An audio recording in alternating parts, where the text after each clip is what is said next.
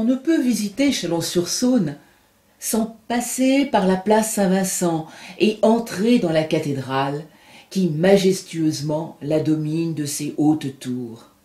Entrer dans une cathédrale est toujours un moment d'émotion, et celle de Saint-Vincent ne manque pas à cette attraction particulière. Au-delà de l'émerveillement pour le chef-d'œuvre architectural qu'elle représente, on est saisi par quelque chose de plus indicible. Ah, si les pierres pouvaient parler de tout ce qui s'est passé depuis des siècles en ces lieux. Seulement, est-ce seulement cette voix-là que l'on désire entendre? Croyant ou pas, personne n'ignore qu'il s'agit d'un lieu sacré dont l'histoire remonte à plus d'un millénaire, lié bien évidemment à l'histoire de Chalon-sur-Saône. Les origines de Chalon se perdent dans la préhistoire. On a retrouvé notamment, à l'emplacement actuel de la cité des Aubépins, 2 bifaces du Paléolithique ancien, entre 50 000 et 100 000 ans, qui seraient parmi les plus anciens de France, et bien d'autres vestiges émouvants des activités humaines du néolithique, céramique, silex taillé. À l'âge du bronze et du fer, les découvertes, essentiellement localisées dans le lit de la Saône lors de dragage, notamment au port Ferrier, et par des prospections faites par des plongeurs au Gué des Piles, ont permis de révéler les traces d'une implantation humaine structurée au milieu du lit de la rivière, remontant à la fin de l'âge du bronze, environ 1000 à 800 ans avant Jésus-Christ. C'est une maquette qui a été faite à partir de fouilles qui ont été réalisées au Gué des Piles. Le Gué des Piles est situé à hauteur de la piscine de Chalon-sur-Saône. Et donc sur ce passage à gué, il y avait un îlot où on a pu retrouver les traces d'habitation de l'âge du bronze. On trouva au port Ferrier une trouvaille d'un dépôt de l'âge du bronze, donc il y avait un casque, 3 épées, un bracelet, un fragment de rasoir, qui ont été trouvés dans une cachette, on peut appeler ça une cachette, pas très loin de l'habitat de l'âge du bronze. Par la perfection de ces lignes et compte tenu de l'outillage rudimentaire de cette époque, c'est un chef-d'œuvre technique unique en Europe. L'habitat et les activités se fixaient sur 2 ou 3 kilomètres au sud du Chalon actuel, le long de la Saône, axe privilégié. Une réserve archéologique d'une grande richesse pour les chercheurs contemporains. Armes, poterie, céramique fine. Au 1er siècle avant Jésus-Christ, nous avons aussi des traces de l'occupation de la ville grâce à la découverte de nombreux objets dont 24 000 amphores, ce qui permit de localiser le port du Chalon gaulois qui s'appelle alors Cabillonum, port principal des Édouins, grâce à sa situation de carrefour entre la Saône et la route terrestre vers leur capitale Bibracte, reliant ainsi le monde méditerranéen et l'Europe celtique. La ville et son port s'étendent sur les 2 rives de la Saône, au sud de Chalon, au débouché du pont Saint-Laurent, sans pouvoir aujourd'hui la localiser précisément. La vie économique est fondée sur l'agriculture et l'élevage, la chasse et la pêche. Puis l'industrie et le commerce connurent un grand développement, notamment celui des armes, des bijoux, de la poterie, de la vaisselle d'argent.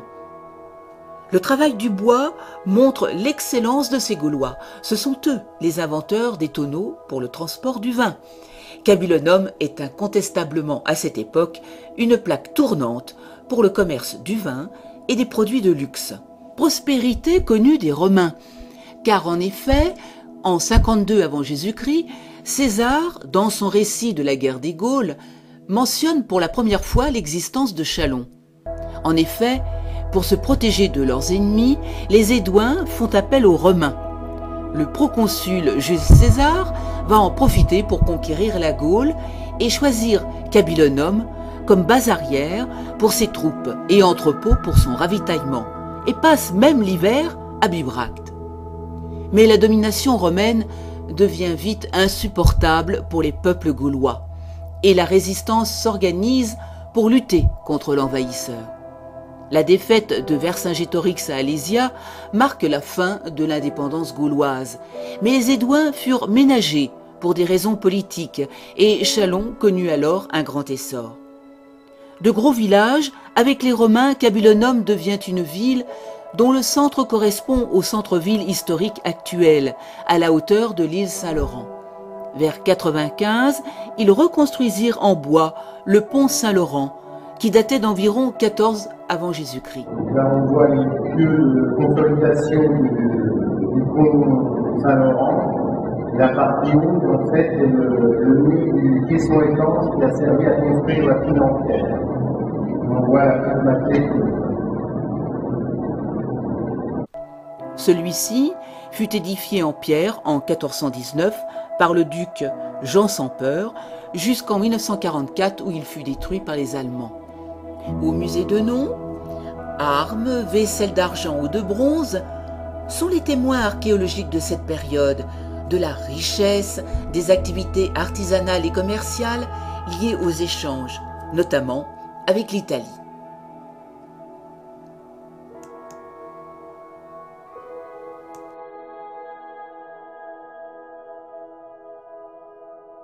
Quelles étaient les pratiques religieuses? Aux dieux anciens celtiques des Édouins s'ajoutent ceux de Rome et de la Grèce. Un socle de statues, découvert dans le mur du castrum rue au Change, mentionne la déesse Sukuna, déesse liée au culte de l'eau et des rivières, montrant l'importance de la Saône dans la vie des habitants du 1er siècle de notre ère. Et c'est aussi la première mention gravée dans la pierre que l'on ait trouvée des noms Cabulonum et Saône. Une stèle dédicacée à Mercure, dieu du commerce, un pilier aux 4 dieux, ont été découverts sous la cathédrale Saint-Vincent, ce qui laisse à penser qu'il dut exister un sanctuaire gallo-romain sous l'édifice actuel, ce qui est très fréquent au début de l'histoire du christianisme. D'autres témoignages de la vie religieuse de cette époque ont été mis à jour en 1977 sous le commissariat. Il s'agit de 300 tombes à incinération du 1er siècle. Pratique funéraire apportée par les peuples des champs d'urnes venus d'Europe centrale, qui avaient l'habitude d'incinérer leurs morts, de déposer les cendres du défunt dans une urne refermée que l'on rangeait dans un cimetière, tandis que les populations locales continuaient aussi à enterrer leurs morts, comme le montre un groupe sculpté représentant un lion et un gladiateur datant du 1er-2e siècle.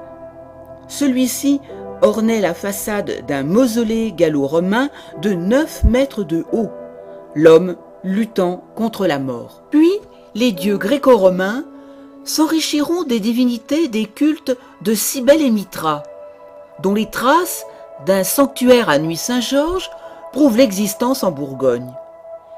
Les mystères de Mithra étaient très populaires au IIIe et IVe siècle dans tout l'Empire romain, jusqu'à l'empereur Constantin qui, par l'édit de Milan du 13 juin 313, qui accordait la liberté de culte à toutes les religions, permit au christianisme de se développer et de triompher peu à peu du paganisme.